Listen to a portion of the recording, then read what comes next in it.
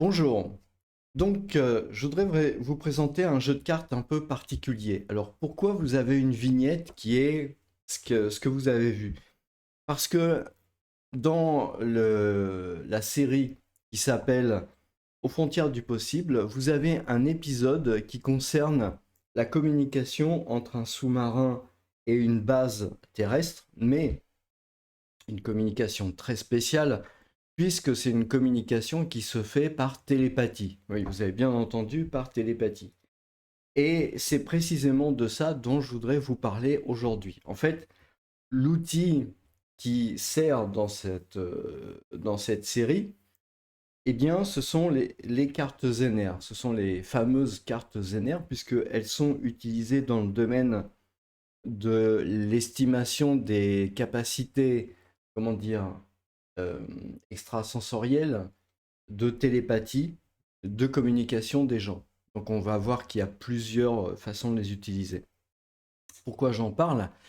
Eh bien parce que Jacques Bergier lui-même en parle beaucoup, enfin il en parle beaucoup, il me semble qu'il en parle dans plusieurs livres, et il me semble qu'il en parle en particulier dans Le Matin des magiciens, je crois hein, et de communication entre d'expériences qui ont été faites par la CIA et le KGB dans les années 50 ou les années 60. C'est des expériences qui ont réellement été menées et qui, d'après lui, ont donné des résultats positifs. Donc voilà. Euh, Vous avez d'autres chaînes YouTube, plutôt en langue anglaise, en fait, qui se sont fait comment dire, qui ont rappelé un peu ce type d'épisode a été fait par l'armée américaine, par même la CIA. Donc, vous avez ce genre de nom sur le sujet. Et je vais vous expliquer en fait tout simplement comment ça marche. Donc déjà dans un premier temps, on va voir comment est composé ce jeu de cartes. Alors vous pouvez voir, hein, si vous comparez avec la taille de ma main, que le jeu de cartes il est quand même assez grand.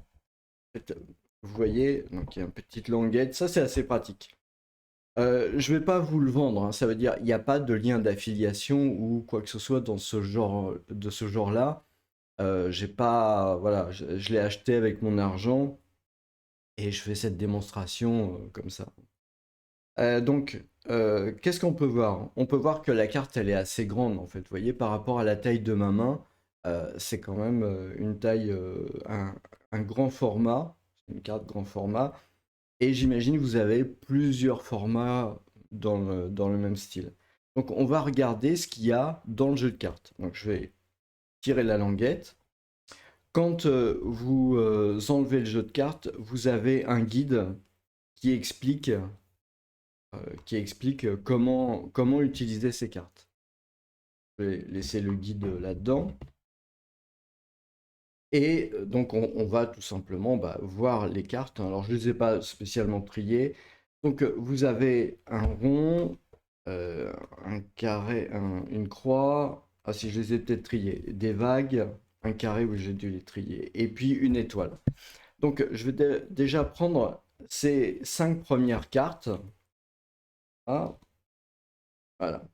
Alors, déjà, ce qu'on peut noter, c'est qu'il y a un aspect pratique. C'est-à-dire que c'est pas de l'ésotérisme, entendons-nous bien. C'est vraiment pour tester les capacités de télépathie, les capacités extrasensorielles.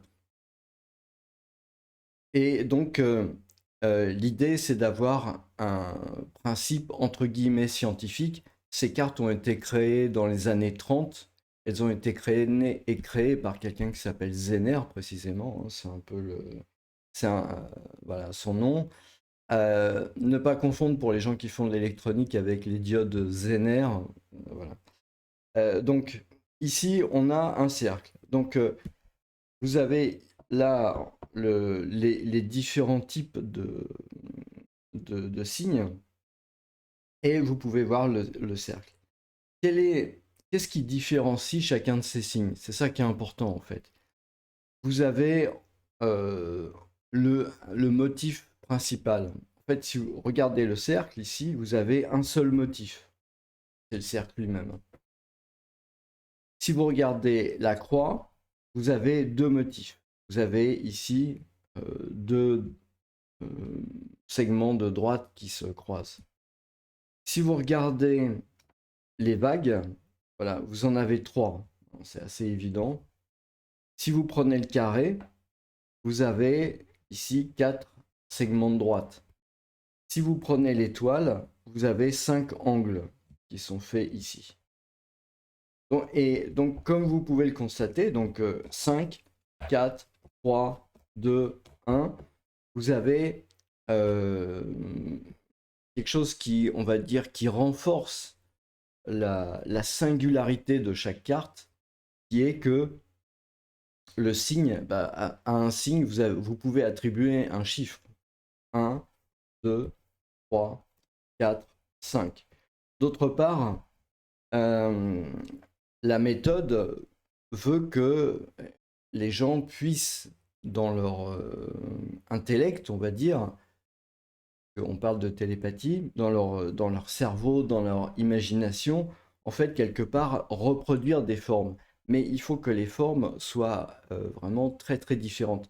C'est pour ça que ça a probablement été difficile pour eux d'élaborer un système avec beaucoup plus de cartes. Parce que là, on voit que les cartes sont vraiment radicalement différentes. Il est absolument impossible de se tromper. Il est absolument impossible de se tromper quand on voit ces 5 cartes-là. On ne peut pas prendre la croix pour un carré, ou on ne peut pas prendre l'étoile pour un cercle. Euh, on ne peut pas prendre les vaguelettes pour autre chose, hein, pour, je ne sais pas, la croix ou l'étoile. Donc, ce qui est important, c'est que ça soit vraiment très, très, très différencié, de manière à ce que ça laisse pas de place à l'ambiguïté. Il pourrait y avoir d'autres symboles, mais c'est pas évident qu'on trouverait des symboles qui permettraient justement de faire cette discrimination. Au-delà des nombres de segments, du nombre des choses comme ça, vous avez aussi quelque part la forme. Donc là, vous avez un rond. Si vous avez un morceau de droite, alors on peut dire que vous avez aussi un morceau de droite sur le carré et sur l'étoile, mais en fait, la manière dont ils sont posés, et c'est posé de manière très différente. Là, vous avez une continuité. Si vous avez une rupture, si vous avez rien. Donc, ça permet vraiment d'avoir une différence. Ce qui fait que, à la limite, vous pouvez même vous exercer quelque part, hein, en regardant longtemps chacune des cartes. Et après, en fermant les yeux, bah, vous pouvez voir dans votre esprit cette représentation. Et vous comprenez, pour ça, il n'y a pas besoin de faire de télépathie, hein, mais vous comprenez très bien que à ce moment-là, ça permet comme ça d'avoir une bonne discrimination de la forme. L'idée qui se cache derrière ce système, c'est que voir, euh, comment dire, je dis bien voir entre guillemets, hein, mais cette fois-ci en termes de, de psionique, hein, de télépathie et de clairvoyance, c'est aussi le terme qui est utilisé, mais on parlera de télépathie, hein, quand je dis télépathie, je veux bien parler de télépathie. En termes de clairvoyance, eh bien, vous devez vraiment pouvoir faire une discrimination sur quand vous fermez les yeux, quand vous voyez passer des choses à travers votre cerveau, entre les différents types de symboles. Ça, c'est vraiment quelque chose d'important. Parce que s'il y a une ambiguïté, je ne sais pas, par exemple, s'il y avait le symbole très simple d'une barre qui était rajouté là-dessus, il pourrait à ce moment-là interférer soit avec la croix, soit éventuellement avec les vaguelettes. Et à ce moment-là, ça poserait évidemment un problème d'efficacité. L'idée, c'est vraiment de rechercher le maximum d'efficacité. Il pourrait, donc avec la barre, j'ai choisi une forme simple, hein. On pourrait penser à d'autres types de formes. Le triangle, mais là encore, le triangle, déjà, on aurait le 3, hein. avec donc trois segments comme ça, qui vont se retrouver dans une même figure, hein, puisque ça sera un triangle. Et à ce moment-là, donc on aurait trois. On retrouverait d'une certaine manière comme le carré, sauf qu'au lieu d'avoir un carré avec quatre côtés, ben, on aurait le triangle avec trois côtés. Donc il pourrait y avoir une ambiguïté et il pourrait même y avoir une ambiguïté quelque part avec le positionnement des étoiles. Donc ça poserait vraiment un problème. Dans le même ordre d'idée, on peut penser à l'ovale, hein, mais pour des raisons assez évidentes, j'imagine. L'ovale, là encore, c'est pas quelque chose qui peut être utilisé. Donc, vous voyez, en, en analysant un peu les différentes choses, on se rend compte que ça va être euh, très difficile d'élaborer un système de manière à ce que ça soit très discriminant entre les différents signes. C'est très important, hein. Tout le système repose là-dessus, hein, parce que si c'est pas assez discriminant, eh ben, le problème, c'est que vous ne pouvez pas faire trop la différence. A contrario, vous avez aussi dans certains, dans les cartes, en fait, mais dans les cartes classiques, vous avez aussi très peu de possibilités quand vous réfléchissez bien. Je vais vous montrer ça. Donc, j'ai été chercher un jeu de cartes, mais là, pour le coup, tout ce qu'il y a de plus classique, hein. Donc, bon, je les prends un peu au hasard, hein. Ici, on a un valet de carreau. On va essayer, voilà. Donc là, on a du carreau. Je vais les mettre ensemble. Là, voilà, on a du cœur. Donc bon, c'est pas extrêmement éloigné. Il faut bien se rappeler que dans un jeu de cartes, voilà, ici j'ai du pique. Bon, le pique, il n'est pas très éloigné de la forme du cœur, hein. Néanmoins, il est noir, vous voyez. Donc, on a en fait ce genre de choses. Alors, je vais essayer de trouver un trèfle, évidemment. Voilà, balai de trèfle. Donc, on voit finalement que on a, on a le trèfle ici, qui est pas très éloigné du pic parce qu'on a la petite queue en bas. Bon, par contre, on a les trois boules en haut. Voilà, c'est un peu différent de ce qu'on peut avoir avec le pic. Le carré, il est différent avec tout le reste, sauf peut-être le bas. Si on voit le bas du cœur, hein, qui se termine en pointe, un peu comme le carré. Cela dit, le haut est vraiment extrêmement différent. Voilà, donc quelque part, on est un peu dans la même réflexion, si vous voulez. C'est un peu la même réflexion que le jeu de cartes. Pourquoi? Bah, parce que le jeu de cartes, il faut aussi pouvoir déterminer rapidement bon, que ça c'est du trèfle, que ça c'est du pic, du cœur et du carreau. Et pour ça, il y a besoin que ces symboles ils soient suffisamment différents pour qu'ils soient discriminés très rapidement, hein, parce qu'il ne faut pas perdre son temps quand on est sur un jeu à rechercher euh, si c'est tel ou tel signe. Donc ça, c'est tel ou tel symbole. Donc ça, c'est vraiment important. Je vais changer ça. C'est pour montrer la différence, hein. Je pense que ça, c'est vraiment quelque chose d'important à comprendre. On est dans l'étude du mécanisme.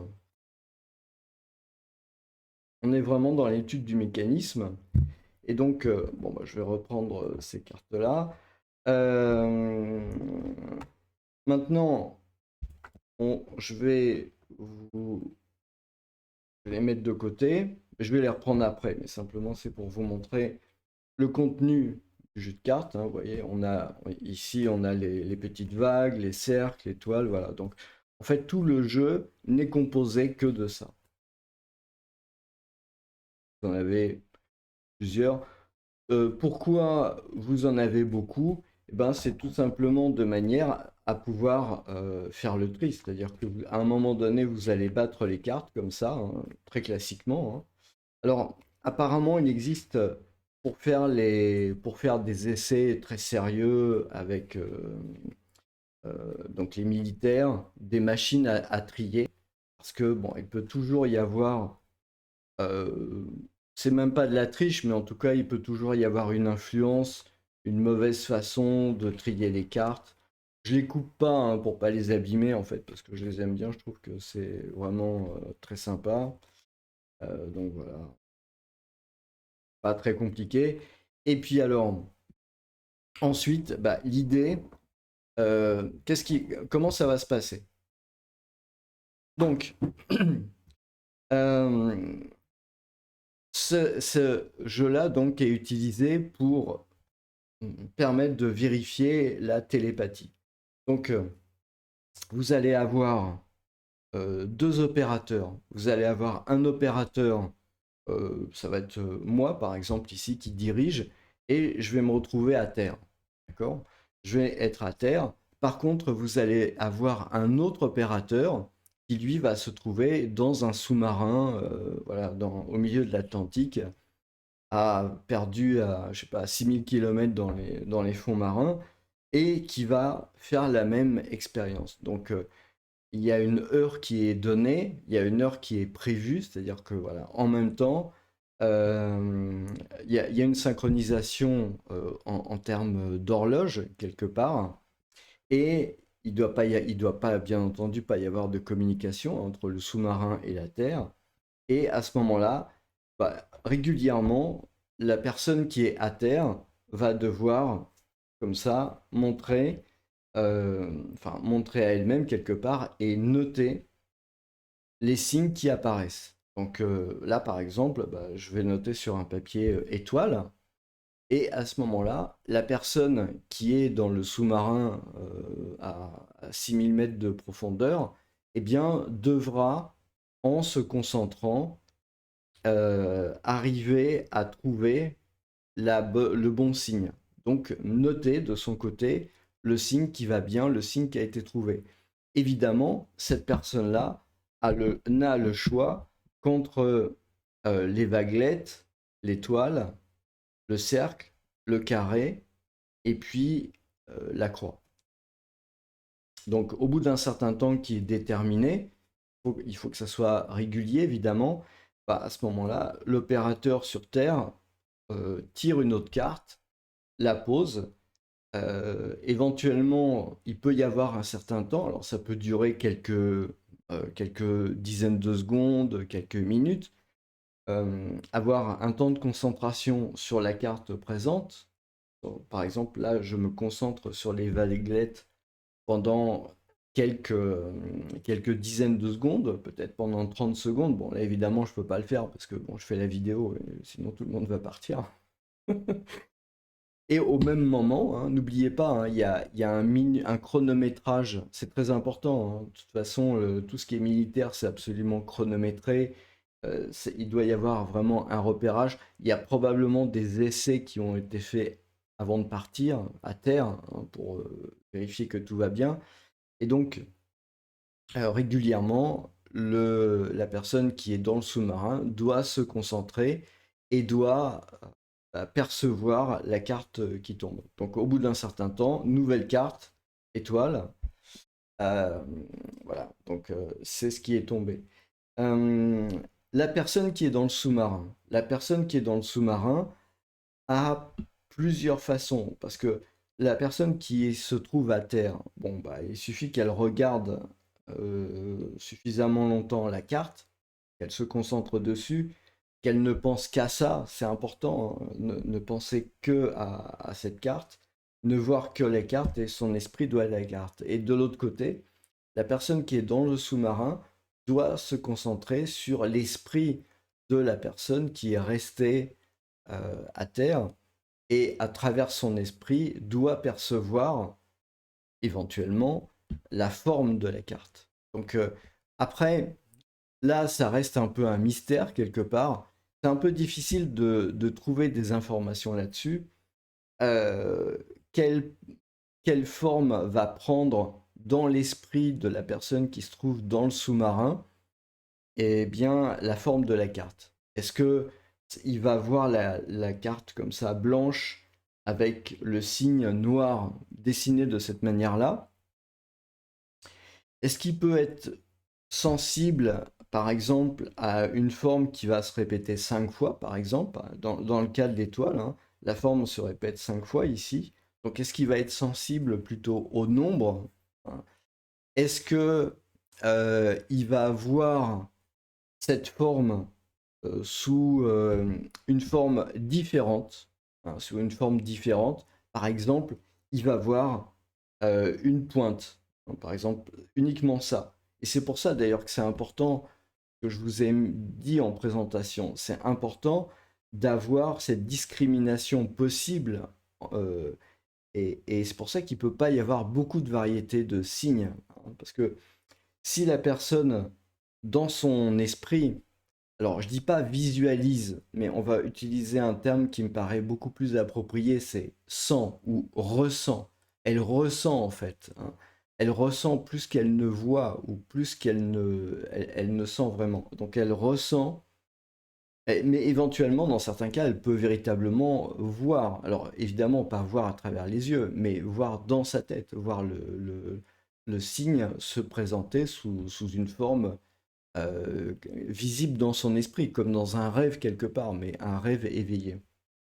Et là, il peut y avoir donc différentes façons pour ce signe de s'exprimer, de même que dans les autres signes. Donc là, j'ai parlé pas mal de temps, je mets le cercle, on voit par exemple que là, il ne peut pas y avoir d'ambiguïté entre l'étoile et le cercle.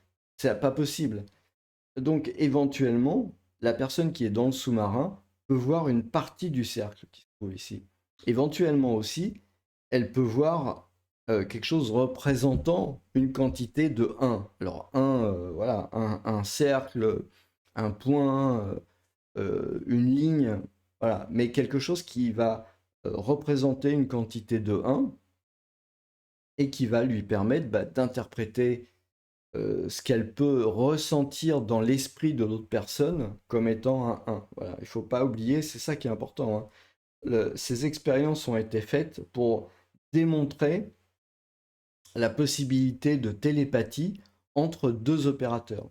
C'est pas une question de, si vous voulez, de deviner quelle est la figure qui va être sur la carte, comment dire, en aveugle quelque part, hein. C'est-à-dire qu'à ce moment-là, moi, si je suis à terre, eh ben, à ce moment-là, je peux même carrément poser la carte comme ça, et à ce moment-là, vous voyez, sans la retourner en fait, hein, et à ce moment-là, l'opérateur qui est dans le sous-marin doit deviner ce qu'il y a dans la carte. Ça, une possibilité, mais là, en l'occurrence, ce dont on parle, c'est vraiment de retourner la carte. Moi, en tant qu'opérateur, je regarde le signe, donc là, c'est une croix, hein, je me concentre suffisamment dessus. Il ne faut pas non plus que, en tant qu'opérateur, j'ai mon esprit attiré par, je ne sais pas quoi, un tableau ou autre chose. Donc, il faut que ça se fasse quand même dans un environnement calme, hein, dans un environnement qui soit un environnement apaisé. Il faut que il n'y ait pas de stimuli visuels, sonores, olfactifs qui viennent me perturber pendant que je suis en train de me concentrer sur ces signes. Ça, c'est vraiment très important aussi, hein. Parce qu'il ne faut pas oublier que moi, je me concentre là-dessus, mais pendant ce temps-là, en fait, il y a un opérateur qui va se retrouver dans le sous-marin et qui va essayer de lire dans mon esprit, enfin à travers mon esprit, la carte qui est présente sur la table. Donc ça, c'est vraiment ça qui est important. Voilà, on a encore une fois une croix, donc évidemment, au fur et à mesure qu'on circule dans le paquet, on va avoir un certain nombre de cartes qui vont apparaître de manière aléatoire. C'est vraiment le but du jeu. Le but du jeu, c'est que ça soit aléatoire. Donc, une fois que la croix ici est posée, l'opérateur qui est dans le sous-marin doit trouver ça. Donc maintenant, ça doit commencer à lui faire une liste. Donc, je ne sais pas combien on en est, hein. On en est peut-être à 5. Voilà. On en est, je crois, à 5 cartes. On en est à 5 cartes. Donc là, normalement, dans sa liste, il doit avoir 5, des 5 signes. Donc là, je repose encore une carte et là, c'est un cercle. Un cercle, donc là, typiquement, il doit, au bout d'un certain temps, hein, j'ai dit, je me concentre dessus, il doit ressentir dans son sous-marin ce que je suis en train de voir et à ce moment-là, ben, il doit noter le cercle, voilà, etc. Et donc, ça se continue comme ça jusqu'à épuisement du paquet, hein. Donc toutes les cartes, là on a vu les vaguelettes, le carré, la croix, encore les vaguelettes. Comme vous avez le même nombre de signes qui sont présents dans le paquet, hein, à des endroits différents, donc normalement vous n'avez pas un signe qui est majoritaire par rapport à l'autre. C'est très important, c'est très très important parce que vous avez nécessairement besoin que tout ça, ça soit vraiment aléatoire et qu'il ne puisse pas y avoir un signe éventuellement qui va être amélioré par rapport aux autres. C'est très important aussi, si vous voulez, d'avoir plusieurs signes. Alors pourquoi c'est important d'avoir plusieurs signes? On a vu défiler plusieurs vaguelettes, plusieurs ronds, plusieurs carrés, et c'est vraiment nécessaire d'en avoir plusieurs de manière à vérifier la probabilité. C'est-à-dire que dans la liste dont on a parlé, maintenant, il y a quasiment toutes les cartes, hein, il m'en reste plus que 3 ici. Donc, si vous voulez, la liste est assez grande.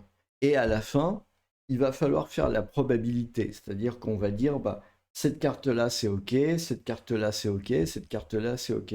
On ne cherche pas à trouver le résultat en fonction de la forme des cartes. On cherche juste à faire un calcul très simple de probabilité sur X cartes qui ont été vues, transmises, analysées, etc. Deviner combien il y a de cartes qui sont correctes, hein, combien il y a de cartes qui sont correctes, combien il y a de cartes qui répondent aux critères. Donc c'est ça en fait qui va se passer. Et donc, une fois que vous avez terminé tout le jeu de cartes, à ce moment-là, il y a le calcul de probabilité. Cette opération-là, elle va être recommencée plusieurs fois à des heures différentes, de manière à comprendre ce qui se passe. Alors, ensuite, le calcul de probabilité, il est très important, hein. Il est très important parce que il faut nécessairement que vous ayez un calcul de probabilité avec le plus de meilleurs résultats possible. Ça paraît assez évident quand même, hein. D'autre part, il faut bien se rendre compte que c'est quelque chose des expériences qui ont été faites dans des milieux militaires. Donc, il faut que ça ait une utilité. Ça veut dire que le, le taux de probabilité, le taux d'échec, il est important. Si vous avez un taux d'échec qui est vraiment trop important, et même si, en fait, on trouve que c'est au-dessus d'une... Si vous voulez, il y a le hasard complet. Ça veut dire que si je fais la même chose avec ce jeu de cartes 3 fois, si je fais la même chose avec ce jeu de cartes 3 fois, et que quelqu'un de lambda essaye de deviner ces cartes, eh bien, la moyenne de ces 3 fois, ça va me donner la probabilité que quelqu'un, à tout hasard, arrive à trouver les bons résultats. Vous voyez, par exemple, si je dis, par exemple, voilà, là, je ne me concentre pas, hein, mais je veux dire, là, je veux un cercle. Bon, là, c'est faux. Là, je veux un carré. C'est faux. Là, je veux une étoile. Ah, c'est bon. Voilà. Mais c'est au hasard, hein, j'ai rien. Voilà, carré, voilà, c'est un cercle. Croix, c'est bon.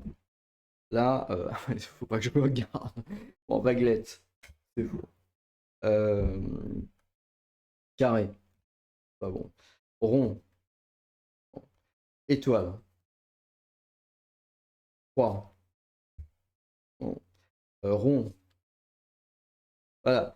Donc, on note ça, on fait 3 fois ou plus, hein, et comme ça, on va déterminer une base une base théorique de probabilité, c'est-à-dire combien de fois quelqu'un de lambda sans don particulier va arriver à deviner, en fait c'est du hasard, hein, mais bon, ça peut être lié à la chance, ça peut être lié à pas mal de facteurs, donc c'est quelque chose qui peut être fait un certain nombre de fois, je sais pas, peut-être même une dizaine, 3, 10 fois, etc. Et donc à la fin, on obtient la probabilité. Alors peut-être, je sais pas, euh, on va dire par exemple sur 100, alors il n'y a pas 100 cartes hein, là-dedans, mais si je mets sur 100 tirages, peut-être la probabilité d'avoir le bon résultat va être, on a vu, hein, c'était à peu près, on va dire, de les 15% peut-être, 15-20%. Donc ça, c'est la probabilité, on va dire, de base. C'est-à-dire quelqu'un qui a aux alentours de 10 et 20%, entre 10 et 20%, ou moins, bah, ça veut dire que voilà, il a aucun don et que ça ne le fait pas. Voilà. Par contre, si la personne a plus de 50%, là, on est très nettement au-delà des 15%. Et encore mieux si elle fait plus de, je sais pas, 80 ou 90%, là il y a un truc, là il y a un truc. Et donc c'est comme ça en fait qu'on détermine si quelqu'un a les capacités de pouvoir réaliser la télépathie, hein. Alors, vous avez compris quand même que la télépathie, ça demande deux personnes, un émetteur et un receveur. Et normalement, dans ces expériences-là qui avaient eu lieu dans les sous-marins, vous aviez un couple, c'est-à-dire vous aviez à la fois quelqu'un qui reçoit et quelqu'un qui émet. Ça, c'était aussi quelque chose de très important. Il n'y avait pas quelqu'un qui tenait le rôle à la fois de l'émetteur et du récepteur. Et voilà. Et donc, peut-être c'est le genre de choses qui marche plutôt en couple de personnes, un émetteur, un receveur, et peut-être il n'y a pas de personnes qui sont à la fois émetteurs et receveurs en même temps. Donc, ça, c'est le genre de choses qui sont à analyser. Si vous avez envie, alors encore une fois, hein, moi je vois rien, hein, il n'y a pas de lien d'affiliation là-dessus, en tout cas pour l'instant, il n'y en a pas. Donc je l'ai acheté moi-même, hein. Et vous avez voilà, dans le sommaire, vous avez un certain nombre de choses qui expliquent tout ça, hein. Vous avez, je vous montre le sommaire là. Ah, c'est le focus, il n'est pas sublime. Donc jouer avec l'esprit, j'imagine. Ouais, c'est ça. Jouer avec l'esprit, un peu d'histoire, utilisation des cartes, tirage et précaution, essais multiples, vision à distance, test de tirage par groupe, mentalisme, réunion et talent caché. Alors, a priori, ce ne sont pas des cartes de magie, hein. Enfin, je pense pas, hein. A priori, ce ne sont pas des cartes de magie.